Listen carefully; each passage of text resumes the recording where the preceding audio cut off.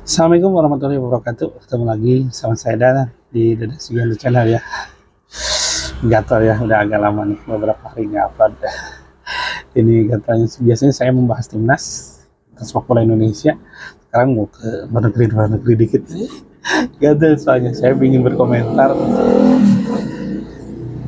Manchester United, MU ya, dan Madura United ya, ini Manchester United. Ya, saya akan membahasnya setelah pergantian, setelah beberapa minggu kemarin Erik ten Hag dipecat, yang kekalahannya ya memalukan sama West Ham, akhirnya dipecat juga ya. Kalau saya jadi manajemennya udah dari tahun kemarin ya, awal tahun atau akhir tahun kemarin atau awal tahun sekarang ya, soalnya udah nggak ada kemajuan. Soalnya kalau buat pelatih bagi saya ya setahun oke. Setahun itu namanya penyesuaian. Pas tahun kedua ya harus kelas MU harus minimal runner A, 4 besar lah gitu. Makanya Pak kemarin wah trennya terus menurun gitu. Sekarang diganti sama Ruben Amorim. Lumayan lah, pas dilihat pertandingan pertama Ruben Amorim mungkin masih penyesuaian ya, masih ditahan imbang sama Ipswich Town kalau nggak salah. Ya, ditahan imbang karena dalam strateginya dia berusaha dengan main build up, pressing tinggi, tapi dengan 4 back. Tapi mungkin nggak bisa, makanya Erik ten Hag nggak bisa karena Erik ten Hag tetap pakai 4. Dan sekarang lebih produktif, lebih efektif, yang jelas lebih efektif ya, karena peluang nggak banyak, shoot on goal nggak banyak, tapi ya masukinnya lumayan. Kemarin terakhir menang 4-0 ya. Tapi itu bukan ujian sesungguhnya. Tapi lah yang lebih ketawa lagi nih, pas dari masanya Erik ten Hag, aduh, waktu sama West Ham aja ya. Itu sebenarnya saya punya anekdot gitu. West Ham terus sama dari musim kemarin loh. Dari musim kemarinnya lagi waktu sama Everton dapat 1-0, berapa kosong gitu ya. Cuma kecil lah. Itu anekdotnya gini, saya kalau main wah, kalau shot on goal atau shotnya peluangnya nggak 10 itu nggak gol, jadi peluangnya 10 baru masuk satu. Ya lihat aja sama West Ham lah gitu. Padahal itu anekdot tapi itu benar. Dan hal itu ciptain peluang lumayan tapi aduh nggak efektif banget. Itu dari 10 shot mungkin yang on goal 6 atau 7, peluang bagusnya 4 sampai 5 itu. Harusnya itu minimal 3 itu. Minimal itu. Karena peluang bagusnya itu ya bisa 5, bisa 4. Itu kadang-kadang face to face sama kiper itu one on one itu bisa 2 sama bisa 3, masuk cuma 1 kalau udah 10 begitu. Makanya sekarang ya benar, sekarang Amorim dalam ujian sebenarnya. Kemarin 4-0 ya menurut saya ya lawan Leicester lah. Ujian sebenarnya nanti lawan Arsenal kalau nggak salah ya. Seru kayaknya. Arsenal walaupun bukan mental juara menurut saya. Sebenarnya Arsenal, oh nanti kalau bahas Arsenal ini tentang MU dulu lah. Jadi kalau yang ini Arsenal, MU ini ujian sesungguhnya sekarang lawan Arsenal karena bagaimanapun dia bertahan bagus, menyerang bagus, punya sayap Martinelli, kadang Torsad sama Bukayo Saka. Kalau tengahnya kadang-kadang kayak kadang-kadang itu yang bahaya tuh sayapnya ya. Terus sama satu lagi corner bola mati ya, set piece-nya yang Magallanes terus sama itu Gabriel Magallanes sama William Saliba, itu yang bahayanya ya.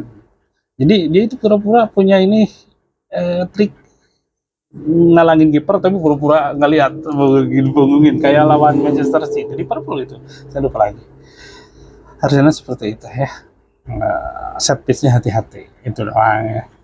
Sebenarnya MU ada kemajuannya sekarang di pressing lumayan sekarang udah bisa jalan kayak kemarin tuh aduh waktu zaman Ten Hag pingin build up pingin pressing tinggi tapi nggak kompak. Sekarang lumayan agak kompak, terus backnya 3 kalau build up. Sekarang pressing dulu ya, pressingnya lumayan bagus tapi masih bolong-bolong. Beberapa kali saya lawan Leicester itu beberapa kali sukses tapi beberapa kali ya adalah 5-2 lah masih bolong. Tapi kalau lawan Arsenal dihukum itu bolong 2 itu bisa dihukum. Soalnya kalau pressing ke atas ke depan garis pertahanan tim otomatis kalau lolos itu tidak ampun. Apalagi sayangnya Martinelli sama Trossard ya, tengahnya juga yang bagi bolanya si Odegaard udah sembuh. Nah, gitu udah mulai main lagi, udah masukin kemarinnya sama West Ham gitu. Sama Leicester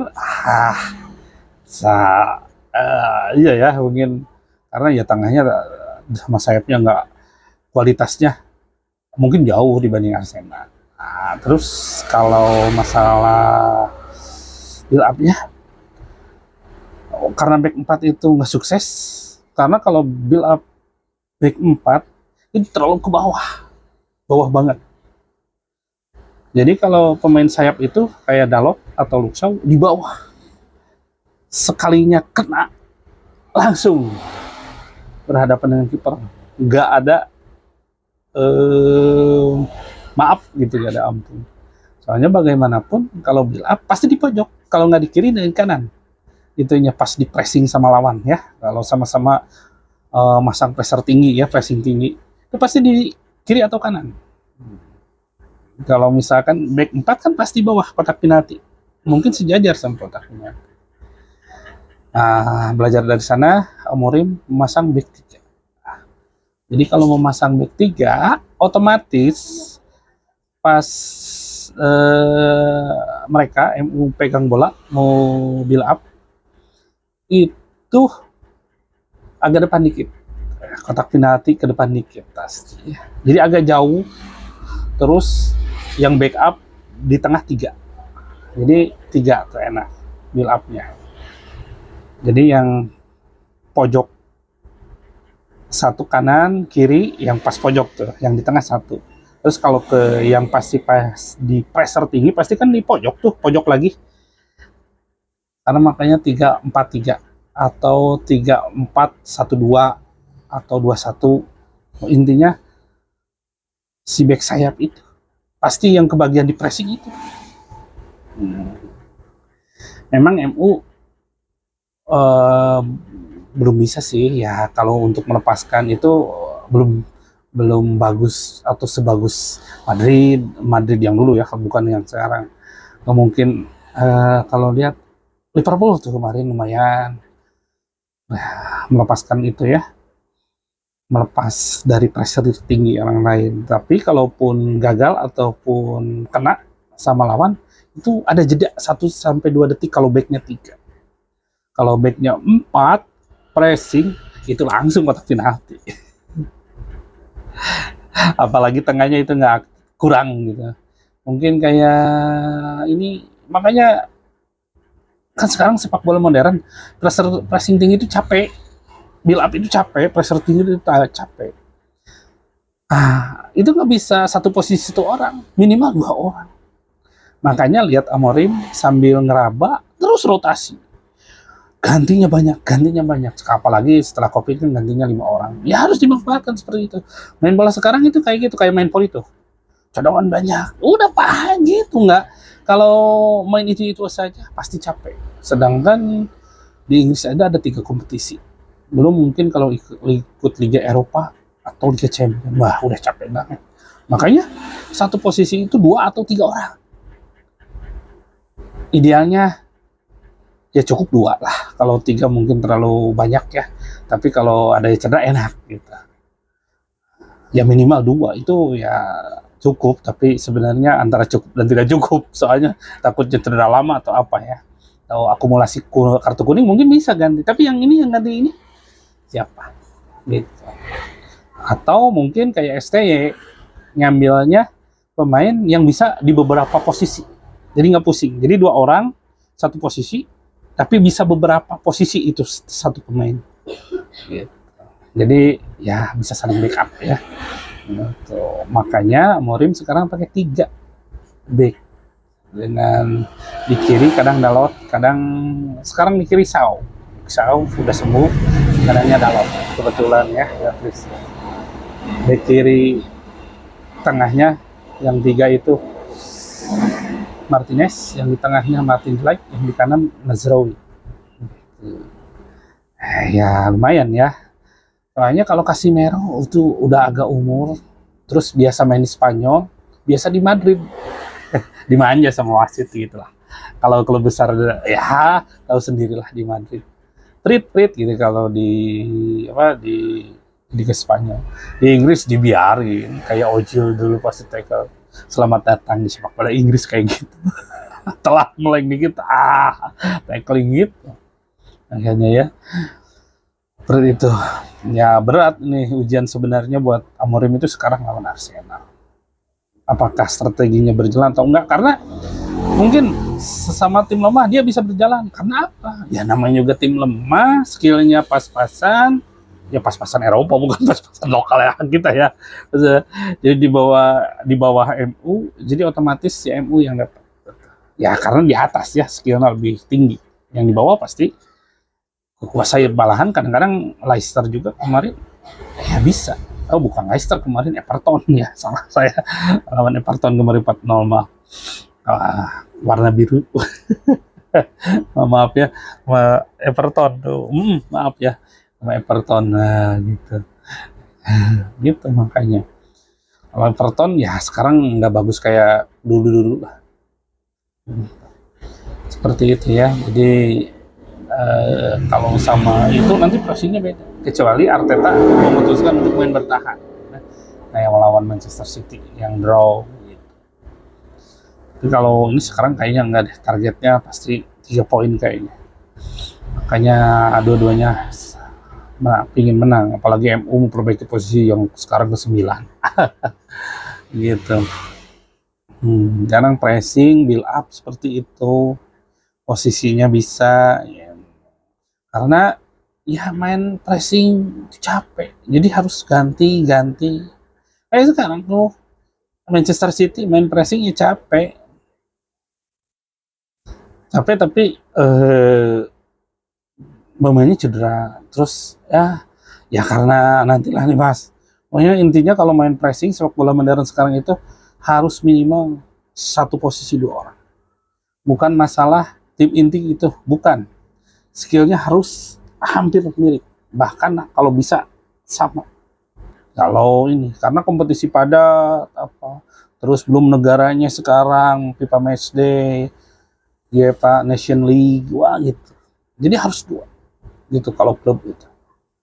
Satu posisi harus 2 minimal ya. Dan itu pun harus 1 orang harus bisa di beberapa posisi. Gitu. Dan memang titik lemah kemarin aja yang biasanya bapuk itu Rashford sama Zirkzee itu bisa masukin 2-2 ya, 2 gol masing-masing. Tapi ya karena belum teruji ya, tengahnya belum teruji. Nanti gimana pressingnya nih, bolong nggak? Kalau bolong sih tahu kan hukumannya kalau lawan Arsenal, lawan ini. Terus kalau pressingnya nggak bener nih, kalau lawan Leicester dapat masih bisa. Tengahnya mengcover atau masih bisa covering lah. Tapi kalau sama Arsenal salah, itunya lawannya Bukayo Saka, bahaya banget dah. Makanya gitu nih ujian sesungguhnya buat Amorim. Kayaknya bakal seru deh. Tapi kita lihat. Karena saya juga belum pernah lihat ya sesungguhnya gimana sih. Walaupun saya lebih condong ke Arsenal yang menang. Kalau menurut pengamatan saya, ya itu Arsenal yang menang. Tapi kita lihat apakah Ruben Amorim sejenius yang diberitakan. Nah, sejenius yang diberitakan ya. Jeli, lihat yang tadi saya sebutkan, kelebihan Arsenal bisa menutup kelebihan Arsenal. Nah, tinggal gitu ya. Nanti saya itu pressing yang bolong-bolong nih bisa memperbaikinya atau enggak. Soalnya tadi asalnya back 4 ketiga itu udah transformasi, berarti dia memperbaiki apa yang kurang di MU. Mungkin itu juga nanti diperbaiki ya. Kita tunggu nih. Sekarang kalau nggak salah malam nanti subuh jam 3:15. Malam banget di sana, dingin, musim dingin juga. Aneh gitu. Kita tunggu nih bagaimana ya Warim dengan ujian sesungguhnya. Nanti ketemu lagi kalau kita lihat reviewnya ya. Walaupun mungkin sehari setelahnya atau 2 hari setelahnya, sehingga ini saya ingin melihat dari sisi yang berbedanya. Oke, terima kasih yang sudah menonton. Waalaikumsalam warahmatullahi wabarakatuh.